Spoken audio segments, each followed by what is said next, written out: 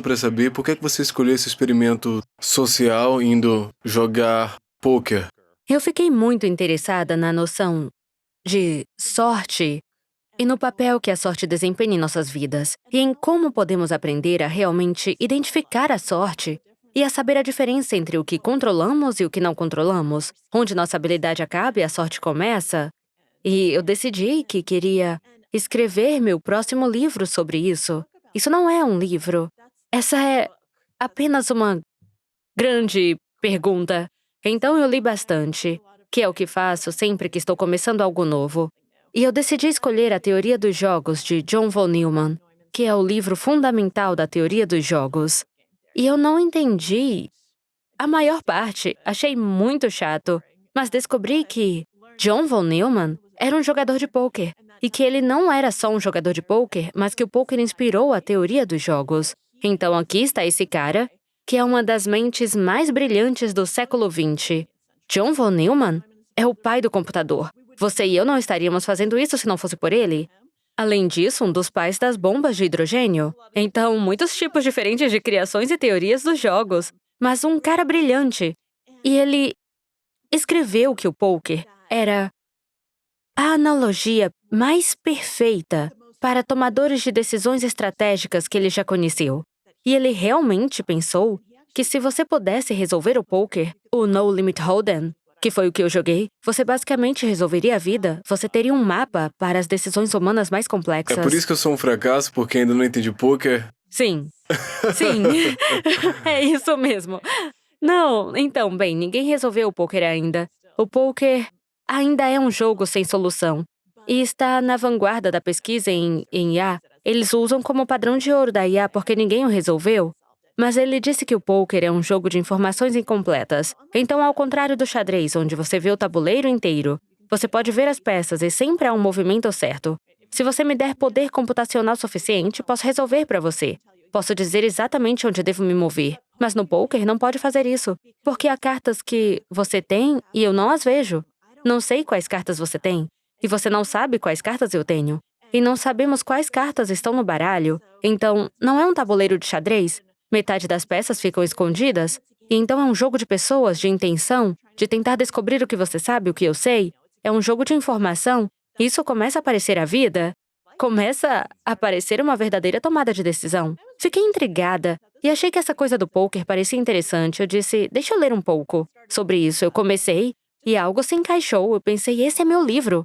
É sobre isso que quero escrever. Por que não aprendo o jogo? Por que não consigo alguém muito, muito bom para me ensinar? Porque uma das coisas que aprendi ao longo da vida é que sempre é muito melhor ter alguém bom do seu lado. Com Treinamento certeza. é bom, mentores são bons. Então aprendi a sempre pedir ajuda. Acho que a coisa mais poderosa que podemos fazer é dizer, não entendi, não sei, me ajuda, me ensine. E então eu decidi, deixa eu encontrar alguém para me ensinar e deixa eu passar um ano. Deveria ser um ano, aprendendo isso e apenas usar minha jornada como um caminho para essas questões de habilidade versus acaso e tomada de decisão e tentativa, para responder a todas aquelas dúvidas filosóficas que eu tinha antes de começar. E eu não sabia se seria boa, não sabia o que iria acontecer. Eu não estava planejando me tornar uma jogadora profissional, só queria fazer esse experimento. Experimento de pesquisa. Experimento de pesquisa. Você tinha uma quantia de grana, ok, tem $10.000, e quando eu perder eu terminei, ou... Não. Então, eu estava planejando usar uma parte do meu livro adiantado para financiar isso. Uau. E eu iria jogar, eventualmente, o ponto final seria o evento principal, que custa $10.000.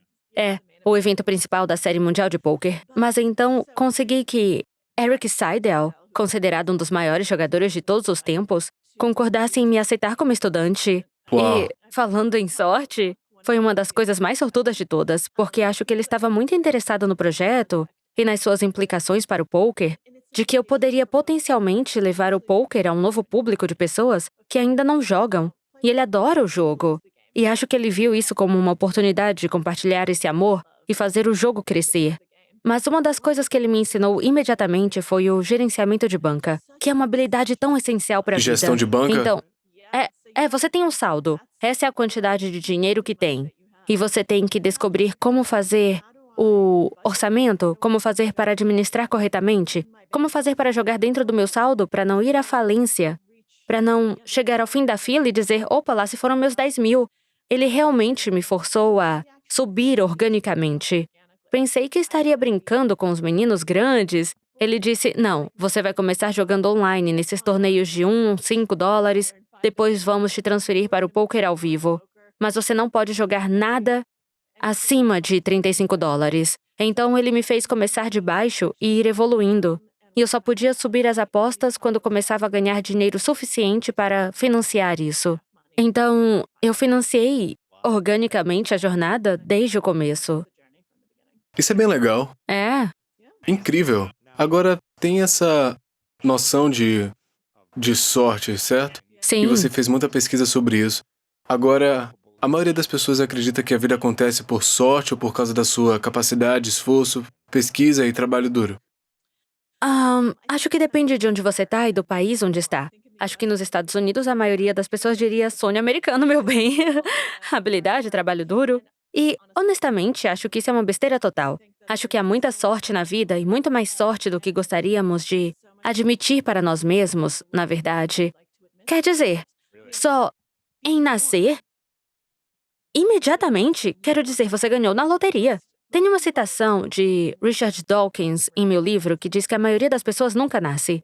Então, poetas maiores que Keats e cientistas maiores que Newton nunca nasceram, porque não ganharam aquela combinação específica A para loteria do isso. espermatozoide. Exato. Essa loteria de esperma e ovário não aconteceu. Então, temos sorte de estar vivos, sorte de termos nascido agora. E tenho sorte de ter nascido de meus pais, com minha composição genética.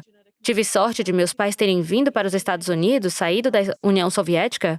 Quero dizer, eu teria uma vida muito diferente se tivessem ficado lá. Quem sabe o que teria acontecido e quem que eu seria hoje?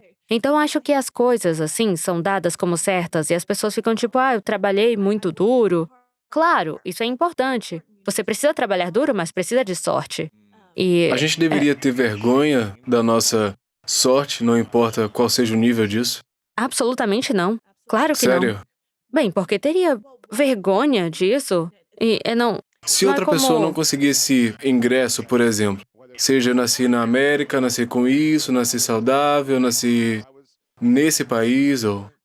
Pois é, eu acho que precisamos estar atentos à nossa sorte. Não acho que seja algo para se envergonhar. Porque não foi algo que fizemos. Acho que só deveríamos ter vergonha das más escolhas que fizemos. É disso que deveríamos nos envergonhar. Se fizemos algo comprometido ético ou moralmente, é aí que entra a vergonha. Mas isso não cabe a nós. Então, uma das coisas que o poker te ensina é que você precisa se concentrar no que você pode controlar nas suas decisões, sobre as coisas pelas quais você realmente pode assumir responsabilidade. É aí que entra a vergonha. Mas você não pode ter vergonha de querer uma mão ou ter perdido uma mão, porque esse é o resultado. Isso é a sorte. Na verdade, não tem nada a ver com você. Então, pode estar ciente disso. E estar ciente disso é extremamente importante. Você pode compensar por isso. Por exemplo, se teve uma sorte incrível, pode retribuir, descobrir como posso ajudar aqueles que têm menos sorte, que não tiveram realmente esse tipo de vantagem, que perderam a mão, por assim dizer. Mas daí não é ter vergonha disso. Acho que isso é usá-la de forma poderosa. Acho que é muito importante enquadrar essas coisas corretamente e enquadrá-las sob uma luz positiva, não negativa, porque é isso que vai nos ajudar. Sabe? Você diria que vencer um torneio de pôquer é sorte ou é habilidade e trabalho duro? Quero dizer, o poker é definitivamente um jogo de habilidade. E no longo prazo, os jogadores mais habilidosos vão chutar a bunda dos jogadores menos habilidosos e ficar com todo o seu dinheiro. Mas, no curto prazo, a habilidade surge no longo prazo, sabe? Imediatamente, em uma mão, qualquer um pode ter sorte. Quero dizer, você pode receber as melhores cartas do baralho e não tem nada a ver com isso, mas pode vencer o melhor jogador do mundo em uma mão ou um jogo, ou mesmo num torneio. Então, no curto prazo, a sorte é um fator muito maior. Acho que também é verdade na vida. No curto prazo, há sempre um enorme elemento de sorte, mas no longo, a habilidade torna-se muito mais importante. Dito isso, no poker, se tiver azar, ainda poderá jogar e entrar em outro torneio. E na vida, às vezes, pode ser tão ruim o azar que você não consegue ver o longo prazo. Você pode ter um sorteio de cartas muito azarado se ficar doente ou algo assim, e o longo prazo simplesmente não É. acontece. Agora, parece que existe essa ideia de que as pessoas atribuem a sorte a coisas boas na sua vida e depois se culpam pelas coisas ruins. Por que no geral as pessoas fazem isso do tipo, eu só tive sorte ou por que fazemos isso? Algumas pessoas são assim. Existe uma ideia na psicologia que vem do trabalho de Julian Rotter, chamado locus de controle. Então, onde você acha que reside o controle? E há algo chamado locus interno. Então, está em mim, é locus interno ou externo. Então, é externo. E acontece que as pessoas têm assinaturas diferentes, diferentes maneiras de olharem para o mundo. Então, algumas pessoas, quando coisas boas acontecem, pegam todo o crédito por isso. Dizem, sim, eu sou bom, eu mereço isso, é Fui eu, incrível. sou o maior, Exato, eu trabalhei sou o duro pra isso, maioral. eu mereço isso. Exato. Então, quando algo ruim acontece, eles dizem, quer saber? Ninguém poderia ter previsto esse ambiente de mercado. Isso aconteceu, tomei todas as decisões certas, não teve nada a ver comigo. E isso é bem comum. Alguns dos meus estudos psicológicos favoritos têm a tomada de decisão em grupo, onde um grupo deve fazer algo e então eles manipulam totalmente os resultados, onde seu grupo tem desempenho inferior. E você é solicitado para fazer uma pequena avaliação e cada pessoa no grupo disse, eu quem trabalhei mais, e não nos saímos tão bem por causa de todos os outros. Então, eu sou bom e todos os outros membros do grupo eram péssimos. Todos disseram isso. Então, isso só mostra o quão forte é esse preconceito. Mas, como você disse, há algumas pessoas que, na verdade, são o oposto. Pessoas que sempre que algo de bom acontece dizem, não, é só sorte, eu tive sorte. E sempre que alguma coisa ruim acontece, dizem, a culpa é minha. E isso também pode ser muito prejudicial psicologicamente, porque se você assume todas as coisas ruins e não aceita o crédito das coisas boas, vai ficar deprimido. Não é uma coisa boa. A gente devia estar trabalhando duro no processo e fazendo o nosso melhor e tentando tomar melhores decisões todo dia, assumindo a responsabilidade e também reconhecendo, tipo, algumas coisas aconteceram no meu caminho na hora certa e tem um pouco de sorte envolvida, mas eu me esforcei para chegar nessa posição. Absolutamente, acho que ambas as coisas são importantes. Acho que muitas pessoas ouvem o que estou dizendo e pensam, então se tudo é sorte, por que fazer alguma coisa? Não, acho que na verdade é fundamental trabalhar muito e dar o melhor de si. Porque você deseja recuperar o controle sempre que puder e tomar as melhores decisões possíveis. E eu acho que você pode. E eu acho que é muito importante focar em você. Concentre-se nas coisas que você pode mudar, controlar e que realmente pode afetar. E sim, esteja muito consciente da sorte, porque nós também, muitas vezes, podemos estar conscientes dela para nós mesmos, mas não para os outros. Alguém não está bem, você pensar, essa pessoa é preguiçosa. E talvez, não. Talvez tenham trabalhado muito como você, mas não tiveram sorte nisso. Aquelas coisas não aconteceram. Então, acho que precisamos estar cientes de quanta sorte existe e que ainda devemos trabalhar muito, muito duro. Acho que isso nos torna mais gentis e menos críticos. Um amigo meu, Scooter Brown, eu entrevistei algumas vezes aqui.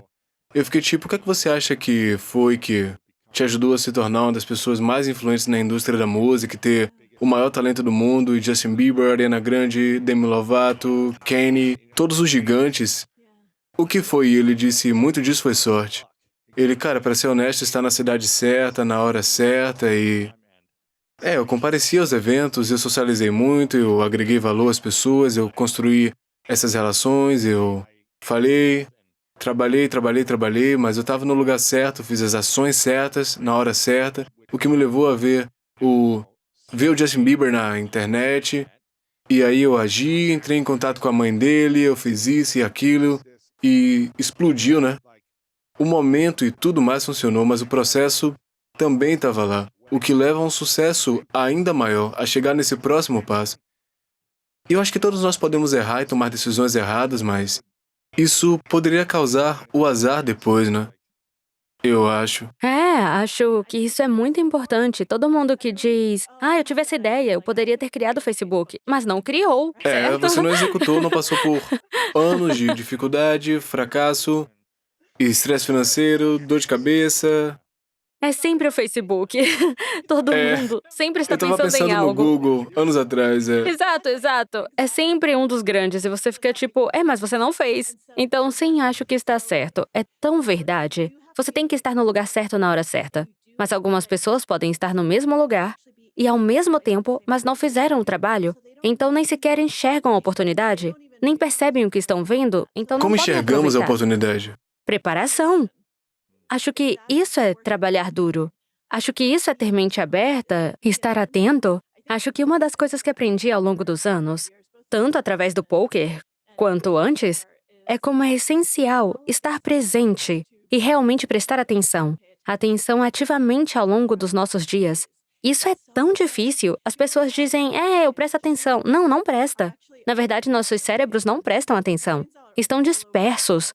Quantas guias de navegador estão abertas no seu computador agora? Não responda. Certo, Somos puxados em 1 milhão de direções diferentes. E é assim que nossos cérebros estão conectados, nossas conexões neurais. Então, temos algo chamado rede de modo padrão, que é o que fica ativo quando não estamos fazendo nada, quando estamos só sentados relaxando. E o que ele faz é examinar o ambiente. Então, o mundo moderno é basicamente como doces e salgadinhos para a rede de modo padrão, porque sempre tem algo acontecendo. E então nossas mentes ficam vagando constantemente, tipo, isso, aquilo, excelente, fascinante. Esse é o modo padrão. O que é realmente difícil, o que exige muita energia é dizer, não, eu vou prestar atenção em uma coisa, só vou me concentrar, só vou olhar para você, e não vou olhar para mais ninguém, e não vou ter mais nada acontecendo, não vou checar meu telefone, eu não vou realizar multitarefas, vou fazer essa escolha consciente de estar presente. É preciso muita energia. A maioria das pessoas não faz isso, mas é isso que permite que você tenha consciência e mente aberta suficientes para realmente identificar oportunidades e ver o que está acontecendo. Quero dizer, talvez Justin Bieber esteja sentado em um café e cantando em uma noite de microfone aberto e alguém esteja ocupado, ficando bêbado. Alguém esteja dando em cima de uma garota, talvez ninguém esteja prestando atenção, e uma pessoa está realmente só prestando atenção no cantor e pensa, uau, essa pessoa E vendo a tem possibilidade, presença de enxergando a palco. possibilidade. Sim, É o que poderia acontecer, exato, talvez funcione exato. super bem, talvez não, mas tem algo ali. Sim, eu acho que a descoberta de talentos musicais é um ótimo exemplo disso, porque, bem, eu não sei se você já entrevistou o Brian Koppman, mas ele é alguém que eu conheço. Ele é um escritor. A série Billions, foi ele quem criou com David Levine. É uma Ótima série. ótima série. O filme Cartas na Mesa para fãs de poker foi Brian Koppman. E ele começou na indústria da música e descobriu a Trace Chapman em um show na faculdade. E então, eu sempre penso em momentos assim e penso em quantas pessoas estavam naquele show. Quero dizer, qualquer um poderia ter descoberto Qualquer essa um poderia ter pessoa. se aproximado da pessoa e dito, você tem talento, vamos fazer algo juntos, vamos construir isso, deixe-me te Exatamente. ajudar. Mas, na maioria das vezes, ninguém faz e ninguém realmente identifica a possibilidade e diz, isso vai ser ótimo. E Brian tinha alguma preparação. O pai dele está no ramo da música, então ele sabia o que ele havia trabalhado até aquele momento. Então, não era como se ele fosse um estudante universitário aleatório que disse, uou, Isso é isso legal, é ótimo. Sim. Exato. Ele poderia ter sido, mas não era. Então, ele tinha muitas Ele ferramentas. tinha algumas habilidades, a preparação, a orientação, a consciência do jargão, da Exatamente. linguagem para Mas- poder identificar, Mas é muito poder criar isso. importante perceber quantas pessoas estão nesses shows bobos e ninguém... Muitos dizem, eu sabia há muito tempo que o Bob Dylan seria muito famoso. Não, não sabia. É também descobrir que há oportunidade em todos os lugares, né? Andar na rua e dizer, podia ter um restaurante aqui, por exemplo, mas eu não tô no ramo de restaurante, eu não quero estar no ramo de restaurante. Não é aí que reside a minha paixão e a minha missão. Então, acho que você precisa estar ciente do que você ama em sua vida, do que te traz realização e felicidade, onde estão suas habilidades, para que você possa canalizar a energia para algo significativo, com um propósito e financeiramente gratificante para ti. Sim, Em vez concordo de, completamente olha, com você é você. uma ótima artista, eu vou contratar, mas eu não tô no ramo da música. Isso é verdade, mas acho que você também precisa manter a mente aberta. Pelo menos o suficiente para perceber que sua vida nem sempre seguirá o caminho que você pensa que será. Então, se eu tivesse continuado na minha carreira testada e comprovada, nunca teria entrado no poker. As pessoas achavam que eu era louca, ficaram tipo, você tá deixando o The New Yorker pra jogar poker? Você tá... louca. É sério isso? Parece Sim, Liz Gilbert de exato. comer, rezar e amar, sabe? Exato, exato. E eu pensei, bem, quer saber? Sim, está me assustando. Não sei se essa é a decisão certa, mas eu tô aberta a isso. Então me deixa ver o que acontece. Então acho que às vezes também precisamos dar esse salto se soubermos por que estamos fazendo isso. Eu não estava fazendo aleatoriamente. Eu estava usando isso como um meio de canalizar para Claro, outra pra coisa. sua missão, pois é. Exato, pela minha missão de escrever, por todas essas coisas diferentes, mas acho que às vezes precisamos estar abertos ao fato de que a vida nunca se parece com o que você pensava que ela seria. Claro, Eu tô curioso, quanto dinheiro você gastou no total? Isso é público? Sim, é. Existe um site chamado The Hedon Mob que mostra todos os seus ganhos em torneios e não lembro o número exato, mas um pouco mais de 300 Uau. mil Isso em inclui o 3 dinheiro que anos. você perdeu? Não, não, isso é só líquido. É líquido. Uau. Eu acho que Incrível. deveria, na verdade, acho que seria muito útil. Eu ficaria feliz em compartilhar essa informação, mas não tem banco de dados onde você possa. Quantos torneios essa pessoa realmente jogou? Ela obteve mesmo um lucro? Uau. Fico feliz em responder porque eu tive lucro. Claro, É Mas legal. acho que essa também é uma informação importante, porque senão dá uma ideia distorcida e otimista demais, né? É. Agora, como você separou o processo de tomada de decisões das suas emoções ou da sua ansiedade social, dos seus medos de qualquer julgamento ou insegurança por não ser uma profissional antes de entrar nesse ramo? Acho que esse foi um dos meus maiores desafios. E uma das coisas que eu perguntei ao Eric logo no início foi como ele consegue jogar os torneios que ele disputa. Então, aqui eu estava jogando torneios de $35. Enquanto isso, ele jogando um torneio de $25.000. No dia seguinte, passei para um torneio de $50. Eu estava tão animada. Ele estava jogando um torneio de $50.000. Um torneio de 100 mil. O cara jogou torneios com buy-in de 1 milhão. Uau. Então, meu queixo só cai e não sobe mais. Não consigo fechar a boca com esses números. Só tô pensando o quê? E ele me disse algo realmente importante. Ele disse, sabe, você tem que esquecer isso. No momento em que você paga a entrada, está feito. Isso é um custo irrecuperável. Você já fez isso. Agora só precisa jogar. Tem que tomar a melhor decisão, são só fichas. E se não consegue fazer isso, significa que você está em uma situação de risco muito alto.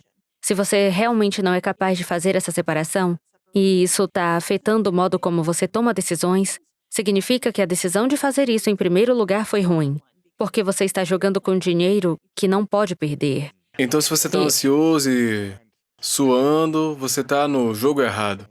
sim, se você está se sentindo ansioso, suando por causa do dinheiro, porque não pode perder esse dinheiro, Você toma então... decisões com base nessa ansiedade. Exato. Se eu perder, e aí você perde. Exatamente, porque você não estará tomando decisões ideais. Você não está mais pensando logicamente. Agora está tomando decisões baseadas apenas na emoção e em fatores que são irrelevantes, que são incidentais, que são externos à decisão. Não é assim que você toma boas decisões. Você toma boas decisões avaliando todas as informações que estão presentes na situação e analisando isso e sendo capaz de eliminar o ruído. Então, quando eu estava jogando torneios de $35, tudo bem. A primeira vez que joguei um de $1.000, fiquei apavorada e foi muito difícil. E então, você se acostuma e com o tempo Você meio que sentiu um pouco de ansiedade no início, Você né? sente, Pra quebrar a sim. barreira, você fica tipo, nunca postei tudo, então... E aí você pensa, ok, eu perdi, não foi Exato. tão ruim. E é tão engraçado que você diga isso dessa maneira, porque... Eu ainda tô vivo. e- Um dos hábitos mentais que tenho, desde que me lembro, é antes de eu fazer qualquer coisa. E não sei se outras pessoas fazem isso também. Não sei se você faz isso, por exemplo, mas eu sempre imagino o pior cenário na minha cabeça. Todas as vezes. Eu fico tipo, ok, qual é a pior coisa que pode acontecer? E isso é sempre. Sempre que faço algo que me assusta. E Claro. então, depois de fazer isso, é quase como se já tivesse acontecido. Eu penso, ok, eu poderia lidar com isso. E se eu já sei a pior coisa possível, me deixa um pouco menos ansiosa. E me deixa bem com aquilo. Isso é um Então, processo ou um termo psicológico que você claro, usa? deve ser, mas mas não, na verdade existe um termo psicológico para isso. Eu não lembro como é, Eu mas faço isso ele também, eu aprendi isso falando em público, né, superando meu medo disso. Eu ficava aterrorizado de ficar na frente das pessoas e dizer uma frase, porque eu sempre tive medo da maneira como as pessoas me veriam e da percepção que tinham de mim, de eu parecer burro e não ter as coisas certas para dizer. Eu fiquei preocupado com isso e à medida que eu comecei a fazer mais treinamento, eu fui para o Toastmasters, pratiquei toda semana.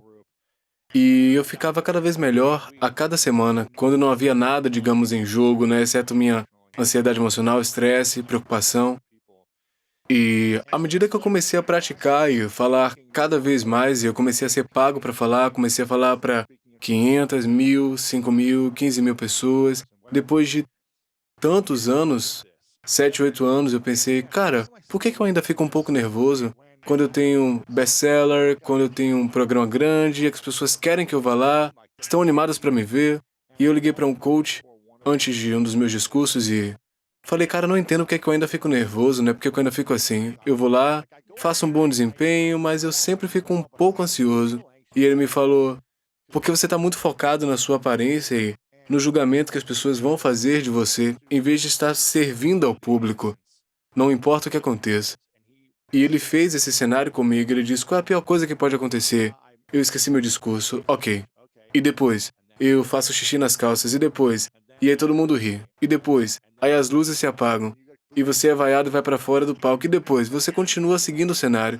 E no final do dia você tá tipo, ok, talvez algumas pessoas riam de mim, e eu fico envergonhado, é emocionalmente doloroso, mas eu me levanto e no dia seguinte tem mais. e você tem um ótimo material para sua próxima Exato, palestra. é. Posso usar essa adversidade ao meu favor. Sim, é tão engraçado. Ainda fico muito nervosa antes de falar em público. Eu também, provavelmente não tanto quanto você, mas toda vez sempre sinto um frio na barriga. Eu vou tentar a sua abordagem, mas isso acontece comigo. Quero dizer, fico muito nervosa antes de grandes Você fica coisas. nervosa antes de Eu, torneio de pôquer? sim, eu fico. E então, quando começo a jogar, vai embora. Qual é o grande Mas medo? eu não sei, acho que é uma expectativa nervosa. Acho que é um medo de me decepcionar e de decepcionar o Eric, meu treinador, com quem ainda trabalho e que se tornou um bom amigo, decepcionar as pessoas. Tipo, ai, se eu jogar mal hoje, se eu for péssima. E sabe? Como você Então, aprendeu a gerenciar suas emoções e gatilhos sob ansiedade e estresse? Então, isso foi muito interessante porque eu tenho um PhD em psicologia e, na verdade, trabalhei com Walter Mischel e que as pessoas podem conhecer como o cara do marshmallow, o cara que criou o teste do marshmallow. Consegue Uau, esperar pelo seu segundo interessante. marshmallow? É. Não é o Não, teste do coelho gordinho, né? não, o teste do marshmallow. Exato. Então, as crianças que conseguiriam esperar 10 minutos. 20 minutos, algo É, assim. é Ganharam esse. exato. Ganharam um marshmallow extra. Isso acabou prevendo quão bem se saíram na A vida. gratificação atrasada é a chave para o sucesso. Sim. Então eu fui a última aluna de Uau, isso é graduação do incrível. Walter. Ele era um homem maravilhoso. Na verdade, eu dediquei o livro a ele. Ele faleceu. Ele sabia que eu estava trabalhando nisso, mas Isso é infelizmente triste, é. faleceu antes de eu terminar. Era um grande homem, um grande homem. Mas ele me deu muito em termos dessa pesquisa. Foi isso que estudei na pós-graduação. E, na verdade, eu fiz muitos estudos. Eu não tinha ideia do que era poker na época. E fiz pessoas jogarem jogos do mercado de ações, que é um ambiente semelhante, e informação completa, incerteza, risco, todas essas coisas diferentes.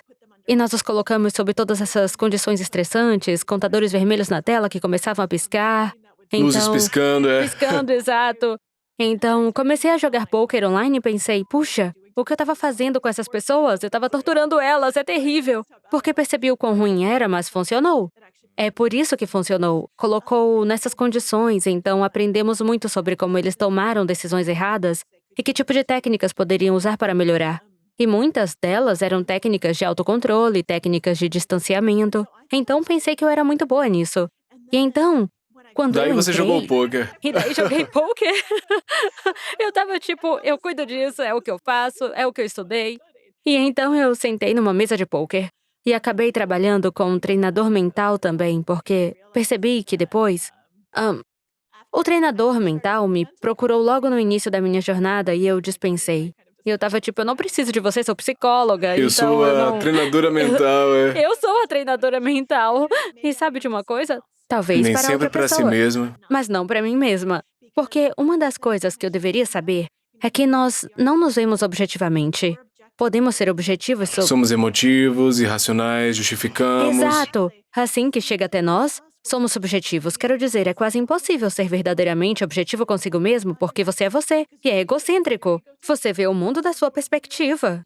E então, quando comecei a trabalhar com um treinador mental, ele realmente me forçou a passar pelos meus torneios, pelo meu processo de decisão. E começamos e ele me obrigou a fazer isso. E eu tava tão brava com ele, eu tava tipo, odeio planilhas de Excel, por que tá me obrigando a preencher essas colunas diferentes?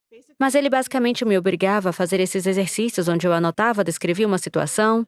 O que eu tava sentindo? Ok, agora vamos descobrir como eu reajo a isso. Vamos fazer um plano. Da próxima vez que algo assim acontecer, é isso que farei. É assim que eu vou implementar. Foi um trabalho muito difícil. E então fazíamos uma sessão e descobríamos coisas que me davam tilt. Existe uma palavra maravilhosa no poker, tilt, que significa que ficou emocionado e deixou as emoções entrarem no processo de Qual foi esse decisão. gatilho pra você? Houve muitos gatilhos pra mim, mas Homens o fazendo mais... comentários sexistas. Sim, esse foi o mais prevalente, porque o poker é 97% masculino. E sempre me considerei uma mulher forte e de pensamento muito independente. Tive sucesso em outras partes da minha vida, mas não percebi o quanto internalizei grande parte da socialização que acompanha o sexismo. E então, eu estava tomando decisões erradas porque havia internalizado muitas dessas lições. Eu não seria tão agressiva quanto precisava nas situações que precisava, porque não queria que as pessoas pensassem mal de mim. Uau. Eu queria que gostassem de mim. Eu queria que pensassem que eu era legal. E quando eu percebi que isso estava acontecendo, foi um momento de cair o queixo de novo. E eu pensei, uau, isso é ruim. Significa que fiz isso na vida real. Provavelmente deixei as pessoas pisarem em mim. Uau. E eu nem percebi isso. Sempre pensei que sabia me defender. Na mesa de poker, todas essas coisas acontecem. E a menos que reconheça essas coisas e as mude, perderá seu dinheiro. Você vai realmente sangrar dinheiro. Isso afeta seu resultado financeiro. Então você tem que trabalhar nisso. Havia pessoas que eram só... Eu fui chamada de tudo na mesa, né? Uau. Então essas coisas te deram um tilt ou te levaram a tomar decisões irracionais ou não as melhores? Sim. Como você aprendeu depois de estudar o filme do jogo como atleta? É tipo, ok, vamos assistir o filme do jogo, o que você fez de errado. É o que você faz com o planilha do Excel, né? Analisando qual era o plano do jogo para seguir em frente. Quando alguém dizia, tanto faz, algo sexista. Sim. Como você viu, então, o coração batendo forte, foi um gatilho. Mas qual foi a mudança mental? Acho que, primeiro, a consciência disso é fundamental. Isso é o que eles sempre dizem, estar ciente do problema é grande parte. Nem metade da solução é mais que metade da solução. Então, aprender a prestar atenção, não só nas outras pessoas, mas em si mesmo, e aprender a reconhecer as situações que podem afetar você antes que afetem.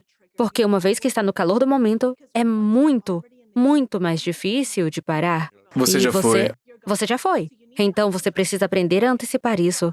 Vou dar um exemplo que é muito, muito diferente, mas acho que vai direto ao ponto. Então, eu sou alguém que sofreu de enxaquecas a vida toda. Enxaquecas horríveis. Depois que minha enxaqueca começa, eu fico incapacitada.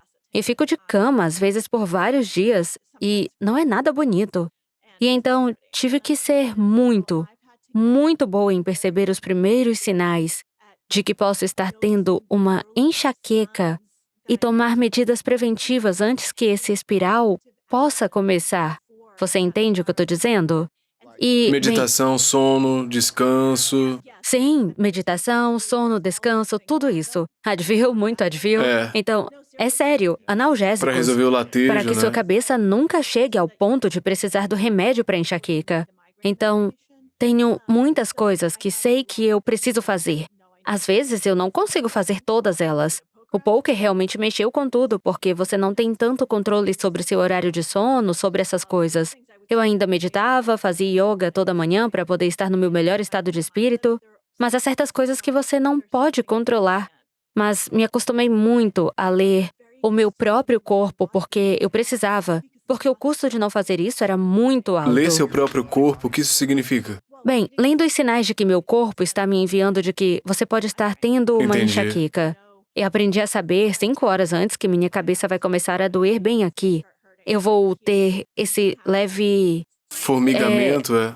Exato, exato. E então, isso pode acontecer e aquilo pode acontecer. E a maioria das pessoas não está consciente de que seu corpo lhes diz o tempo todo, porque não precisam estar, sabe? Do ponto de vista psicológico, nós ouvimos o tempo inteiro na autoajuda e no desenvolvimento pessoal a respeito do poder dos hábitos e da rotina, né? Coisas positivas para estar preparado sob estresse e sobrecarregamento. E de manhã, para mim, na maioria das vezes eu faço muito do que você faz. O que é que eu quero criar no dia de hoje? Primeiro eu penso na minha visão e me concentro nela, mas também me concentro no que vai acontecer caso isso não aconteça, ou se eu entrar numa discussão com alguém, ou minha namorada e eu tivermos um desentendimento, ou alguém me irritar na rua. Eu penso em tudo isso, eu penso comigo mesmo como a melhor versão de mim responderia a isso. Sim. Como aparecer de maneira a continuar me manter no caminho certo em direção à minha visão, em vez de arruinar meu dia e ficar ruminando com raiva e ansiedade daquele momento, daquela situação o dia inteiro. Por quê? Eu já fiz isso várias vezes no passado e eu sei que não me ajuda. Então eu procuro me preparar para reagir de maneira mais positiva. E o quão importante é do ponto de vista psicológico ter hábitos e rotinas positivas para se preparar quando coisas ruins acontecerem. Enormemente, muito. E é tão desvalorizado porque a maioria das pessoas pensa que será capaz de lidar quando acontecer. Precisamos pensar com antecedência. Quando você estiver nessa situação, já é tarde demais. Tarde demais. Porque você já está emotivo. E emotivo demais para reconhecer que está emotivo. Para estar ciente. E se alguém te disser, ei, você tá emotiva, você vai dizer, não, eu não tô nada. Cala a boca! Eu sei. E começará a gritar com eles. Então, e do que você tá falando, na verdade, há um processo psicológico que tem a ver com o alcance de metas. E é chamado de intenções de implementação. Então, eu tenho uma intenção. Como vou implementá-la? E a maneira como você faz isso é exatamente o que você faz. Mas a maneira como fazemos isso nos estudos de psicologia é fazer com que as pessoas descrevam declarações se e então. Então, se isso acontecer, então eu farei isso. Sabe? Me dá um exemplo. Então vamos fazer algo bem simples. Se minha intenção hoje é ir para a academia e malhar, porque é algo que eu venho trabalhando, é muito importante, é um dos meus É um dos seus objetivos. Muito, é. É um dos meus objetivos. Hoje é muito importante para mim fazer porque já não consegui nos últimos 4 dias. Então, ok, agora pense em todas as coisas que podem atrapalhar e que muitas vezes vão me impedir. E como eu vou reagir? Se começar a trovejar lá fora e a chover torrencialmente e o tempo estiver horrível e eu não quiser sair, então eu vou pegar um guarda-chuva e caminhar até a academia e tomar um banho. E o que quer que você vá fazer, muito especificamente. Então não importa qual seja a desculpa, você ainda vai ter uma maneira de fazer isso acontecer. Exato. Então é por isso que é uma intenção de implementação. Como vou implementar minha intenção? É poderoso Porque isso. se eu estiver com preguiça e tão confortável, vou ligar para o meu amigo Ben e dizer, Ben, você vem para a academia comigo. E eu direi ao Ben com antecedência que ele será meu companheiro de academia. E então o Ben virá me buscar e iremos para a academia juntos. O que é mais poderoso? Alguém responsabilizando você, um parceiro de responsabilidade? Responsabilidade pública, que é tipo, eu vou fazer isso mundo nas redes sociais e me responsabilizar? Ou investir num treinador, um mentor para te responsabilizar? Qual desses processos é mais poderoso em termos psicológicos? Depende da pessoa. Então, pessoas diferentes são motivadas por coisas diferentes em geral. Normalmente, o mais poderoso, estatisticamente falando, mas pode não ser para você, é a responsabilidade pública. Então, se você se comprometer publicamente, porque então tem muitas pessoas que estão assistindo isso, e você falhará publicamente se não cumprir o que você disse. Ainda mais poderoso é vincular isso a um resultado financeiro muito desagradável para você. Então, o que os estudos mostram é que se você, por exemplo, disser, meu objetivo é ir à academia toda semana, já que estamos usando isso, né? Pelo menos 3 vezes na semana durante um ano e vou me comprometer publicamente a isso. E se eu não fizer, doarei $10.000 para NRR ou qualquer organização que você odeie. E você realmente tem que pegar esse dinheiro no início do ano e colocá-lo em depósito com outra E pessoa. colocar em depósito para que você saiba que... Exato, para que você não possa mudar de ideia. E se você combinar essas duas coisas, tipo, pegue a organização que você mais odeia e diga: vou dar uma quantia de dinheiro que vai doer no meu bolso. Não pode ser só $10, pode ser $100, se isso doer muito para você. E é baseado em resultados, tipo, eu vou para academia, eu vou perder essa quantidade de peso até essa data, ou são metas baseadas em processo? Depende do que você quer fazer. Mas, olha, como eu disse, também é muito pessoal. E quero dizer, acho que isso baseado em processo é muito mais É. importante, porque não dá Aparecer para 3 vezes controlar o por resultado. semana. Exato, não dá para controlar o Ou o seu resultado. objetivo pode ter sido grande demais para... Exato, e você pode não ter percebido, isso é diferente. Mas, para algumas pessoas, ter um amigo próximo é suficiente para que seja alguém cuja opinião você se importa, alguém cuja opinião é realmente importante para você. E isso pode, na verdade, ser mais poderoso para algumas pessoas do que responsabilização pública. Há pessoas que não se importam com o que o se público importam pensa, com só se o importa que com aquela pessoa pensa. o que aquela pessoa pensa. E então certifique-se de que seja essa pessoa. Acho que sempre voltamos a que é importante fazer uma autoavaliação e perceber o que vai motivar você, o que vai funcionar para você. E então, escolher o mais difícil. Você tem que escolher o caminho mais difícil que vai doer. Então, se esta é a pessoa cuja opinião você realmente se importa, é essa pessoa que você deve prestar contas. Não escolha outra porque você tem medo de escolher essa pessoa. Interessante. Por que é tão importante escolher o caminho difícil ao invés do caminho fácil? Porque é isso que vai te motivar. Porque se você escolher o caminho mais fácil, você escolhe para se safar, porque sabe que essa pessoa será gentil com você. Verdade. E você não pode se safar se realmente quiser ser responsável. Isso é E engraçado.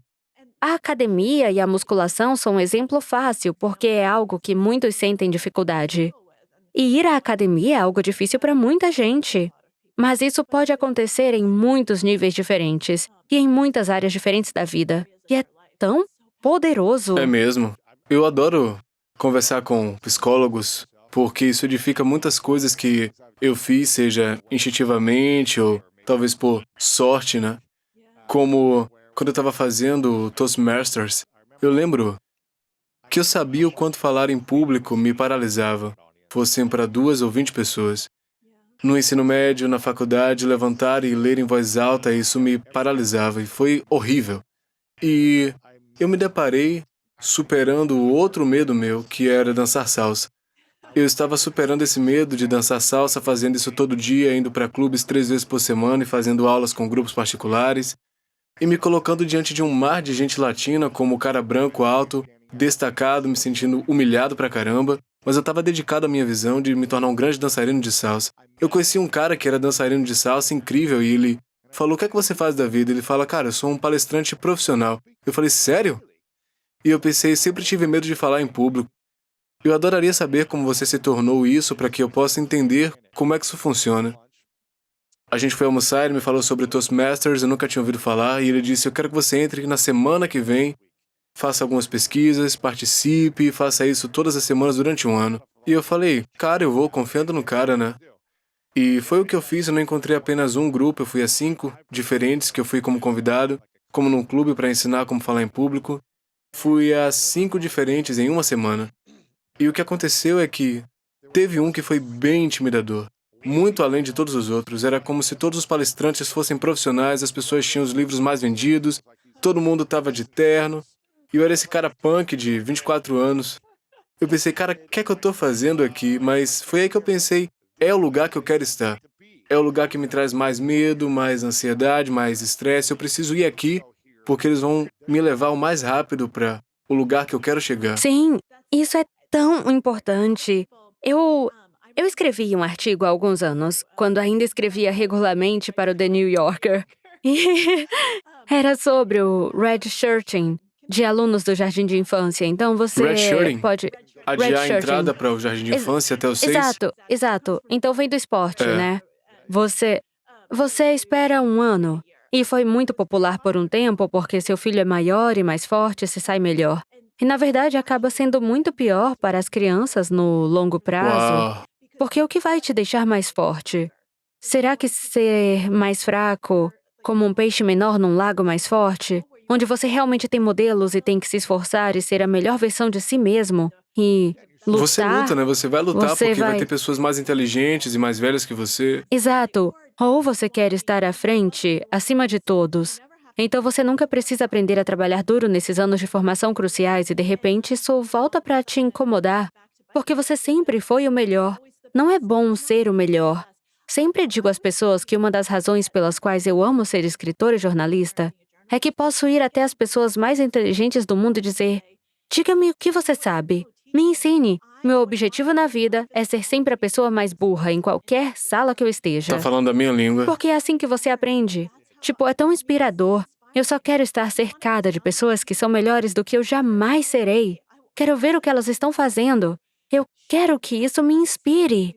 E eu não quero estar rodeada de pessoas de quem eu não posso aprender. Eu sei. E é por isso que eu continuo entrevistando nos últimos 7 anos e meio pessoas mais brilhantes do mundo. Eu penso, tô aprendendo muito, eu vou poder implementar. Eu adorei que você tenha dito sobre o redshirting, porque eu era jogador de futebol na faculdade e eu fui o único calouro que não fez o redshirt na faculdade em que frequentei. Acho que 30 ou 40 calouros que entraram.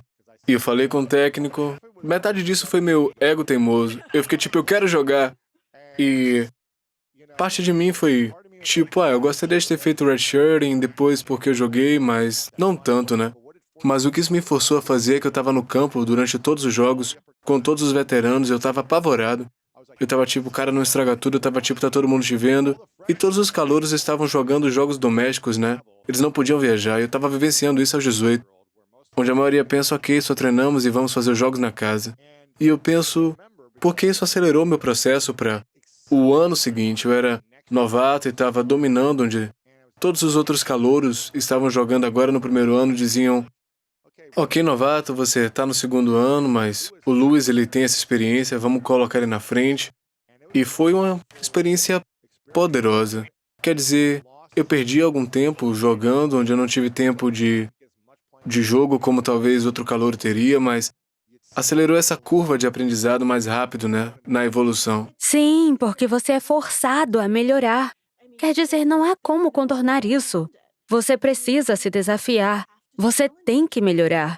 Caso contrário, você será cortado. Você não vai conseguir.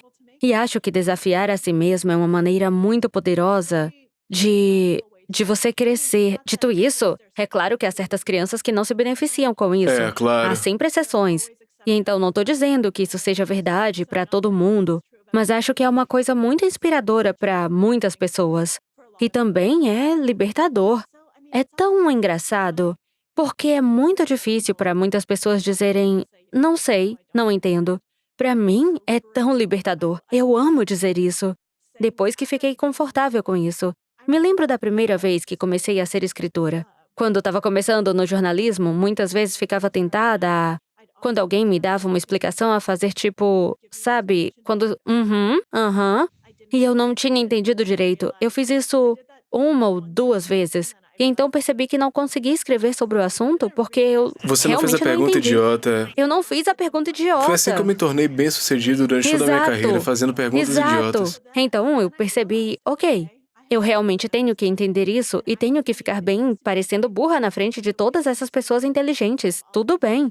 Quero dizer, eles são os especialistas, eu não sou. E então foi tão libertador e me tornei muito boa em dizer, não, me explique de novo, sinto muito, não entendi, não entendo isso. E então eu tentaria explicar de volta para eles. Então é isso que está me dizendo? Às vezes diziam sim, exato. Outras vezes diziam não, você ainda não entendeu, aqui está.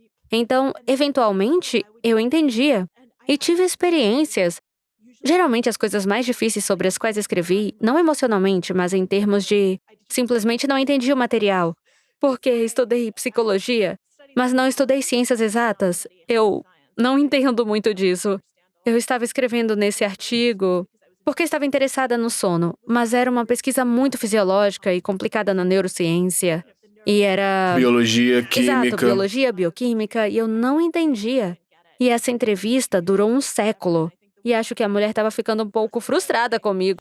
Eu recebi o recado mais gentil dela. Depois que o artigo foi publicado, ela disse, esta é a explicação mais clara do meu trabalho que eu já li. E então eu disse, eu entendi.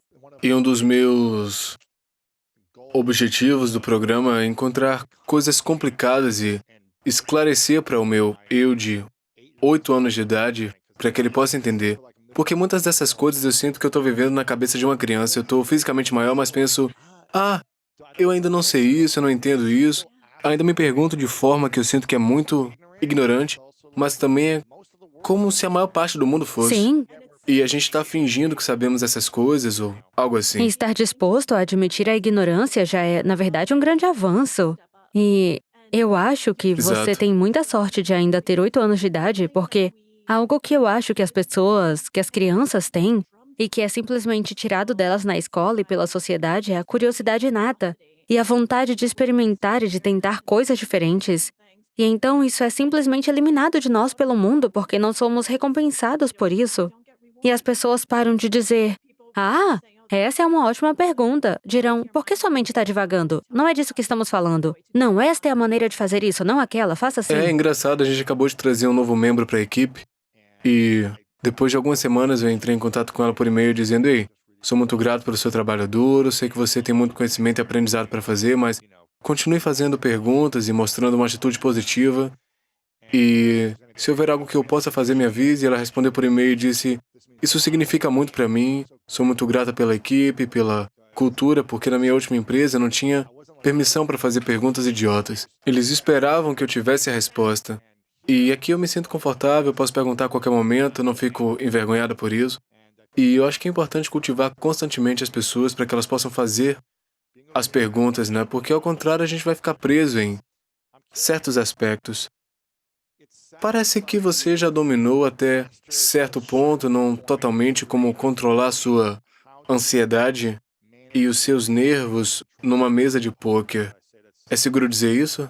Quero dizer, acho que é algo que estou trabalhando constantemente, mas definitivamente aprendi muito sobre isso. É. Mas eu ouvi que você ainda fica nervosa quando você fala em público e outras coisas, talvez um pouco nervosa aqui e ali. Como é que a gente traduz a habilidade do nervosismo e da ansiedade de uma categoria para outras coisas na nossa vida? Eu acho que o primeiro passo é essa consciência metacognitiva e perceber que, essas habilidades realmente podem ser transferidas. Tem tantos jogadores de pôquer que são incríveis no pôquer e são péssimos na vida. Sério? Na verdade, eles não transferem nenhuma das habilidades porque não têm consciência metacognitiva. Na verdade, eles nunca sentaram e O que fizeram isso. significa isso? Pensar sobre pensar. Pensar em sua própria mente. Então, estar ciente do seu próprio Ok, processo de entendi. pensamento. Consciente. Então, não cognitivo, mas metacognitivo. Você adiciona meta a qualquer coisa e sou inteligente. Sua maneira. Neuro. Deixe-me adicionar neuro em algum lugar. Neuropsicologia, neurobiologia, pois é. Isso aí, isso aí. Então, é apenas estar consciente do seu próprio pensamento e ter uma visão panorâmica de si mesmo. E muitos jogadores de pôquer não fazem isso porque não se importam. Então, eles podem ser tomadores de decisões incríveis na mesa e estragar tudo na mesa de dados, porque é um mundo totalmente Ou ser horrível em diferente. relações ou algo assim. Exato. Sim, então você tem que ter essa consciência. Então, o primeiro passo é perceber que, ok, estou aprendendo habilidades importantes e elas realmente serão transferidas. Essas não são habilidades de pôquer, são habilidades para a vida. Estas são habilidades de tomada de decisão. Então você tem que fazer exatamente a mesma coisa que fez para ajudar no processo de pôquer. E por falar nisso, eu ainda fico nervosa no pôquer. Acho que você precisa perceber que aprender a controlar o tilt, aprender a controlar suas emoções, não significa que suas emoções irão desaparecer de repente. Só que você aprendeu a antecipá-las e já antecipa as respostas a Então, elas. vamos examinar um cenário aqui. Você está prestes a entrar num torneio. Não sei o que é muito para você agora, 10 mil? Sim, Eu não tenho sim, 10 mil é certeza. muito. Então você entra num torneio, talvez um torneio de 20 mil, e a primeira vez e são todos homens, você é a única mulher. Como você ensaia mentalmente no dia anterior, na manhã, todos os cenários que podem dar errado? O que é que você diz a si mesma? Dê uma recapitulação de 60 segundos de consciência, preparação e em seguida você faz um roteiro na mente, ok? Quando eu sentir que eu realmente não gosto dessa pessoa, ok? Eu vou respirar 3 vezes, eu tenho um mantra. O que é esse processo para ti? Na verdade, tenho fones de ouvido de cancelamento de ruído, que é muito melhor do que um mantra. Só abafe, abafe o barulho. Mas sim, É. isso é algo que meu treinador mental me ensinou a fazer. E acho que é realmente poderoso e não funciona apenas no poker. Mas ele disse, quando você está se sentindo intimidada, quando você está ansiosa, quando você estiver começando a pensar, eu não devia estar aqui. Olhe para todas essas pessoas incríveis e para mim. Estão acostumadas a jogar esses torneios e eu não. Você tem que pensar que isso é uma pessoa primeiro e um jogador de pôquer depois. Todo mundo é apenas humano primeiro. E todo mundo tem histórias do passado. E todo mundo começou em algum lugar. E você não tem ideia de quando eles tiveram sorte. Não tem ideia se algum bilionário decidiu dar a eles o buy-in para sua primeira grande chance porque pensaram, esse garoto é legal. Eu vou com a cara dele, aqui está, garoto. Pegue esses 20 mil e vá jogar esse torneio. Isso acontece, aliás. Acontece muito. E então ele disse, você não sabe todas essas coisas sobre eles, então não presuma. Você está fazendo tantas suposições quando olha para as pessoas e quando se sente intimidada por elas, você está assumindo que, essa pessoa vai ter uma tomada de decisão perfeita. Eles são muito melhores do que eu, isso e aquilo. Mas você não pode. Em vez disso, perceba que esta é apenas uma pessoa. E esta é uma pessoa com questões, com problemas, que tem todas essas coisas acontecendo e humanizá-las, tirá-las do pedestal, faz muito para aliviar essa ansiedade e para fazer você temer menos, porque você percebe, bem, ok. Claro, eles provavelmente são bons, mas também tiveram sorte. E então, se eu não me sair bem hoje, não significa que eu sou horrível. Isso também pode significar que tive azar. Então, muitas coisas precisam entrar em conjunto e também tirar um pouco da pressão sobre você mesmo. Porque muita ansiedade vem da ansiedade de desempenho e da pressão que você está exercendo sobre si mesmo. E se eu fracassar? Ele diz bem, reformule isso, não é um fracasso. É você se desafiar a fazer algo que te assusta para ir para o próximo nível. Você já teve sucesso se conseguir dominar seus nervos o suficiente para fazer isso, porque você se desafiou a fazer isso. Então agora, o resultado não importa. Divorcie-se do resultado. Obviamente, E se o seria resultado bom. foi importante para você, eu quero vencer, eu quero escrever esse livro e quero que seja um Você não pode fazer best-seller. isso, não pode fazer isso. Sério? Não. Como você deve se comprometer, então? Isso remonta à nossa pergunta anterior sobre perda de peso. O seu objetivo não pode ser o resultado. Seu objetivo tem que ser o processo. Uau. Porque você não controla o resultado. O resultado, isso é sorte. Isso é variação, isso é acaso. Isso é barulho. O que está dentro de você para controlar é o processo. O que você deve fazer é tomar as melhores decisões possíveis. Se você fizer isso, você venceu. Alcançou o seu objetivo, independentemente de ter vencido ou não.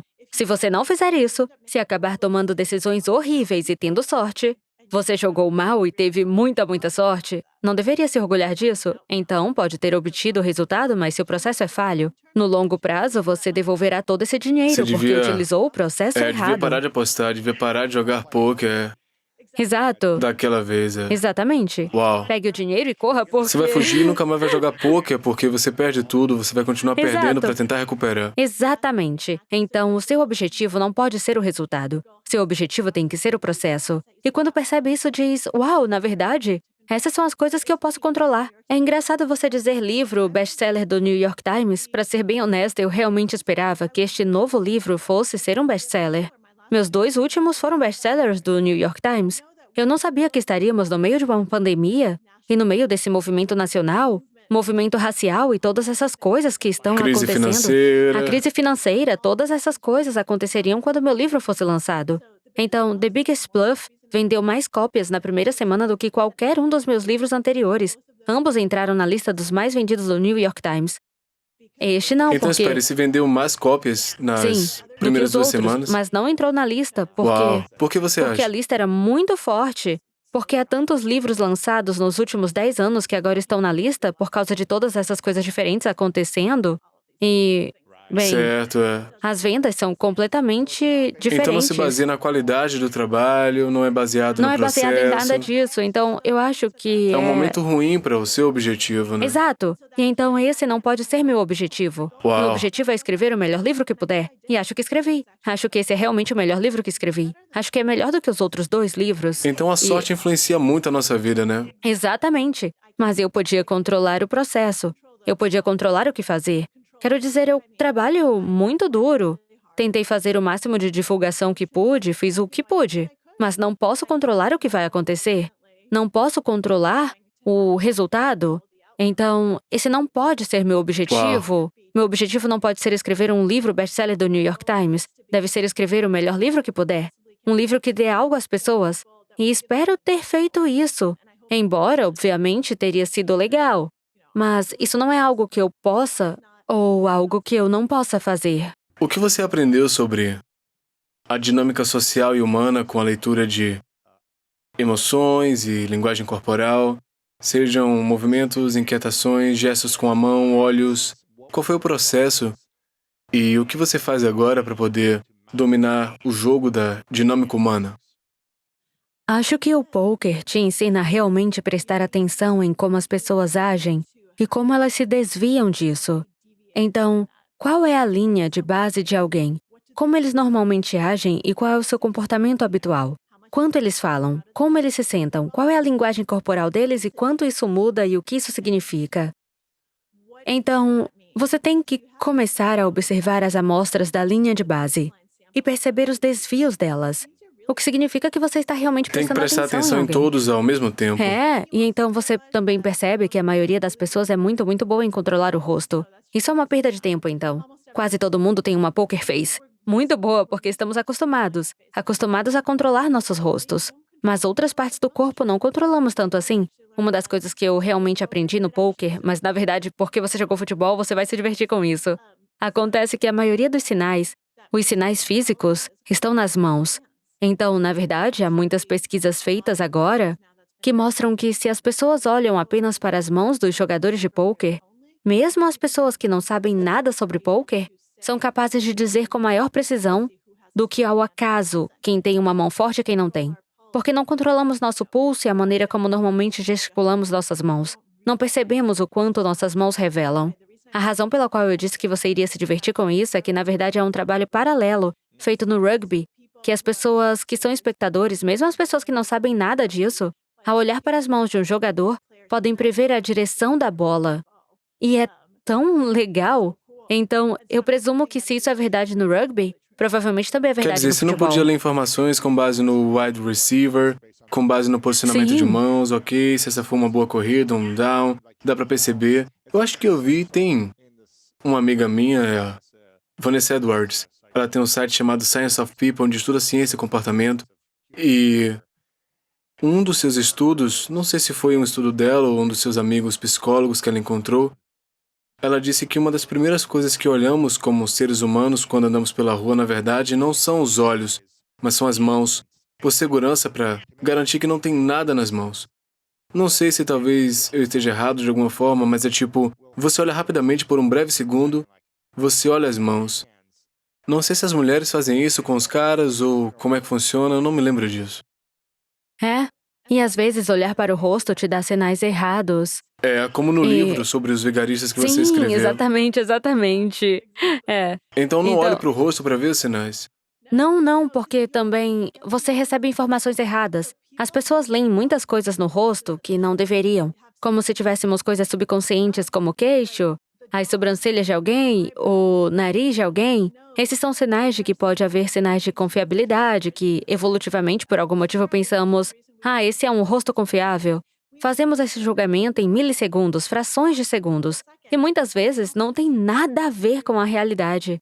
Há uma pesquisa fascinante em Princeton, onde esse cara, Alexander Todorov, é capaz de dizer como alguém vai votar, basicamente qual candidato vai ganhar uma eleição para as eleições locais, com base na análise de pessoas. E só mostrar rostos para elas e analisar os julgamentos de simpatia que elas viram em frações de segundos. Se você disser às pessoas, você percebe que o candidato mais simpático, baseado apenas na estrutura facial, quando você não sabe nada sobre ele, é a pessoa em que você votou? E então... Sério? Sim, é. Estrutura Então facial. a maneira como ele Uau. faz isso é, na verdade... Então não E importa que- quão bom político você seja ou quão eloquente você seja, às vezes a sorte está no formato do seu rosto. Exato, e na sua Caramba, altura... sério? E, sim, claro. Então, a forma como ele conseguiu fazer isso foi usando eleições locais que já haviam acontecido. mas onde as pessoas não reconheceram o candidato. Então, se fosse uma eleição local na Virgínia, ele faria esse estudo na Califórnia ou algo assim. Não políticos nacionais. E ele foi capaz de prever os resultados dessas eleições. Mentira, Então, só com o formato do rosto ou expressões faciais. exato. Basta uma análise rápida do rosto e as pessoas não percebem que estão usando essas deixas. E claro, na vida real nem sempre funciona assim, porque também temos outras deixas, mas é uma loucura.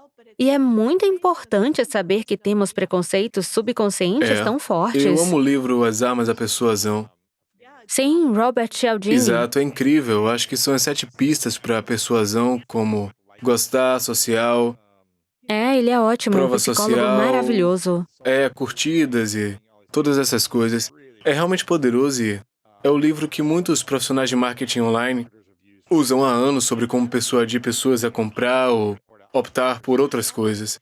Como dar um presente grátis e todas essas coisas que são os que os profissionais de marketing usam para fazer pessoas comprarem produtos ou serviços. Absolutamente, Todas as grandes marcas absolutamente. fazem isso na vida real. Você sabe qual é a Bíblia dos vigaristas que eu descobri? Esse livro? Não, Como Fazer Amigos e Influenciar Pessoas, de Ah, Dale é. Carnegie. O que eles estudam nesse livro? Sim, muitos vigaristas leem aquele livro e acham que é a melhor coisa de Eles são muito todas. bons em fazer com que as pessoas gostem deles, confiem neles. Exatamente. Uau, isso é fascinante. Eu tenho muitas outras perguntas para você, mas eu quero respeitar seu tempo e chegar às últimas perguntas. E antes de fazê-las, eu quero ter certeza que todo mundo vai dar uma olhada nesse livro. Você tem um audiolivro também, né? Sim, eu fiz meu próprio audiolivro. Demais. Muito bom. Eu fiz alguns. O Grande Blefe, Como Aprendi a Prestar Atenção, Me Dominar e Vencer. Dê uma olhada nele. Livro realmente poderoso e algumas histórias malucas também. Você não é muito ativa nas redes sociais, né? Mas onde é que a gente pode seguir você se você quiser aparecer mais?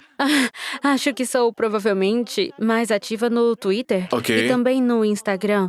Então, no Twitter sou @mkonikova e no Instagram sou Girl Named Maria, mas sem o I do girl, porque alguém já roubou o com o I. Ok. Então, GRL Named Ok, Maria. legal. E se você puder me ensinar como influenciar a pessoa com o I a me dar esse nome de usuário, eu ficarei muito grata.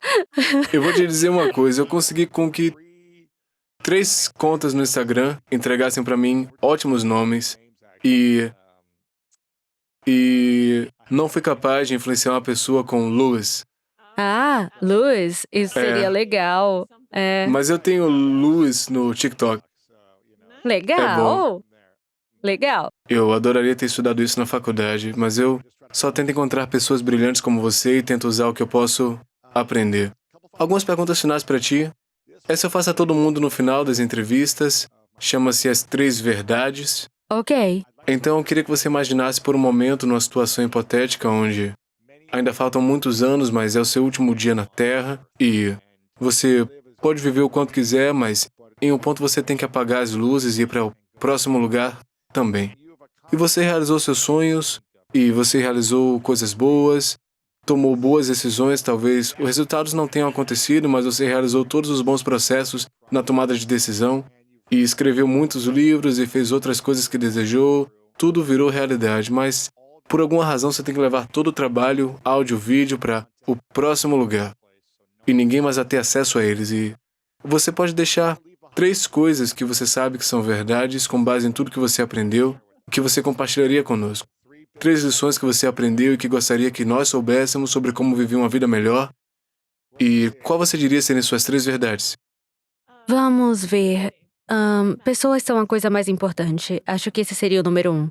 E acho que é aí que você realmente deseja concentrar o seu tempo. Porque todo o resto é substituível. Mas a sua família, suas amizades, seus relacionamentos, acho que isso é o mais importante. E muitas pessoas percebem isso tarde demais. E quando não é mais possível ter um relacionamento significativo. Então, acho que quanto mais cedo você puder fazer isso, é melhor, né? Sim, então, a segunda coisa está relacionada ao que estávamos falando sobre a tomada de decisão. A experiência não é o destino. Então, concentre-se na experiência e faça coisas pela experiência e seja motivado por isso, porque também é isso que você vai lembrar E é isso que você pode controlar. E acho que essas são as coisas que você pode fazer na sua vida para torná-la mais significativa e também para se tornar mais feliz. Porque se você focar demais no destino, no resultado, nunca ficará satisfeito. E eu acho que é muito importante estar no agora, no presente, focar nisso.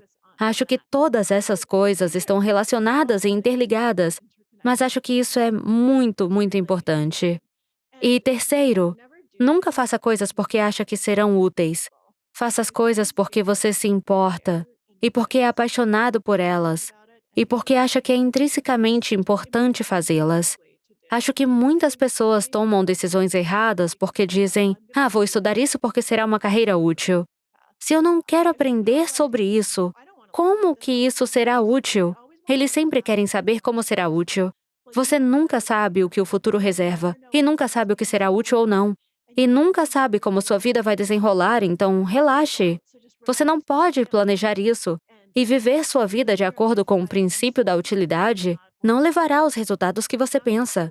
As pessoas que são as melhores jogadoras de pôquer não são aquelas motivadas pelo dinheiro.